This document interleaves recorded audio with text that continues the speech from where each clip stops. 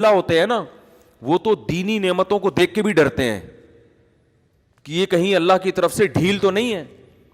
حضرت مولانا الیاس رحمۃ اللہ علیہ جو تبلیغی جماعت کے بانیوں میں سے تھے, ان کے دل میں بڑی فکر تھی کہ جب انگریز نے بر صغیر پر قبضہ کر لیا تو بہت دیہاتوں میں ارتداد پھیل گیا, مرتد ہونا شروع ہو گئے لوگ. یہ بہت فکر میں رہتے تھے کہ یہ مسلمانوں کو ہو کیا رہا ہے.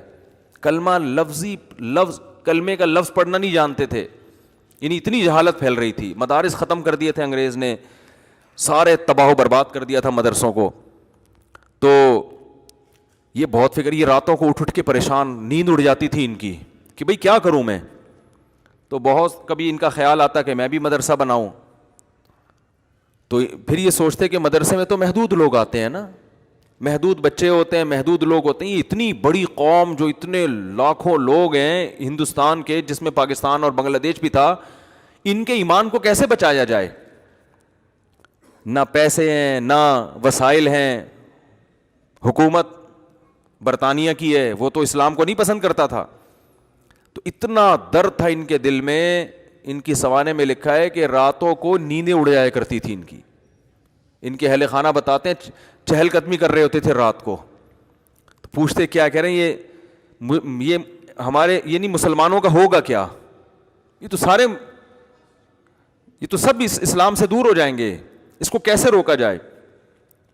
تو اللہ نے ان کے ذہن میں یہ ترکیب ڈالی کہ بھائی کوئی الگ سے مدرسہ بنانے کی ضرورت نہیں ہے, کوئی انسٹیٹیوٹ بنانے کی, یہ روایتی طریقے ہیں جو صدیوں سے آ رہے ہیں, چلتے رہیں گے. عوام میں کوئی بہت بڑا کام کرنا چاہیے. اور ان کے ذہن میں یہ بات آئی کہ جس چیز پہ انسان کا جان, مال اور وقت لگتا ہے, انسان کے دل میں اسی کی قدر آتی ہے.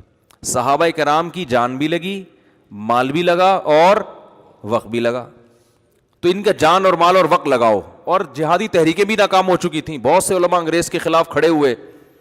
یہ جتنے دیوبند کے علماء ہیں نا, ان میں کوئی ایک بھی ایسا نہیں ہے جس نے انگریز کے خلاف جہاد میں حصہ نہ لیا. یہ انگریزوں, میں نے پرسوں ایک کتاب پڑھی, دی لاسٹ مغل, یہ انگلش میں کتاب ہے ایک گورے کی, پوری کتاب نہیں, اس کا کچھ حصہ پڑھا. دی لاسٹ مغل, یہ کتاب آپ لوگ ضرور پڑھیں. اس انگریز نے مغلوں کی تاریخ پر ایسی شاندار اور اوتھینٹک کتاب لکھی ہے کہ ہٹو بچوں کر دیا اس نے. کیونکہ اس نے جب کوئی واقعات بیان کیے نا مغل حکومت کے خاتمے کے, تو اس واقعات میں اس نے اس زمانے کے اخباروں کے ٹکڑے بھی پیش کیے ہیں, ان کی تصویریں لے لے کے. یعنی کتنی ایک مستند کتاب لکھی نا اس نے. اس کتاب میں ایک بات لکھی ہے, وہ میں نے اسکرین شاٹ بھی لیا ہوا ہے اس کا اپنے موبائل میں, کبھی موقع ملا تو آپ کو دکھاؤں گا انشاءاللہ.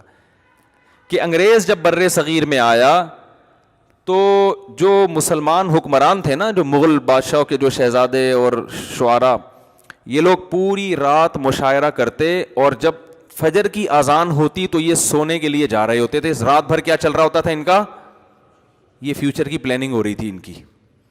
رات بھر شعر و شاعری کے پروگرام چلتے, مرزا غالب بھی تشریف فرما ہوتے اس میں, ساری رات شاعری چلتی, اور حکمران صبح سونے کے لیے کہاں جا رہے ہوتے, پھر شہزادے اور یہ جتنے بڑے لوگ ہیں نا, یہ سب سونے کے لیے جا رہے ہوتے تھے. اور انگریز صبح 4 بجے اذان سے پہلے اٹھ کے ایکسرسائز کر رہا ہوتا تھا. نہیں آ رہی بات, میرا خیال ہے. اب آپ مجھے بتاؤ, ایک قوم ساری رات شاعری سنتی ہو, یا پب جی کھیلتی ہو, یا ڈرامے دیکھتی ہو. اب ڈرامے آ گئے, پب جی آ گیا, اب شاعری ختم ہو گئی. شاعری میں تو پھر بھی فائدہ تھا, کم از کم اردو ادب میں تو مہارت ہوتی نا. پب جی میں تو وہ بھی فائدہ نہیں ہے, وہ بھی نہیں ہے.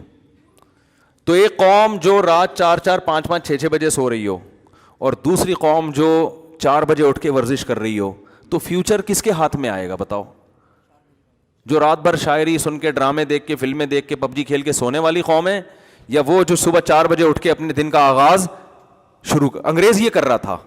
اور خدا کا قانون ہے, جو محنت کرتا ہے اللہ اسے عطا فرماتے ہیں. بغیر محنت کے نہیں ملتا. اگر بغیر محنت کے ملتا نا تو نبی صلی اللہ علیہ وسلم بدر میں تھوڑی آ کے لڑتے.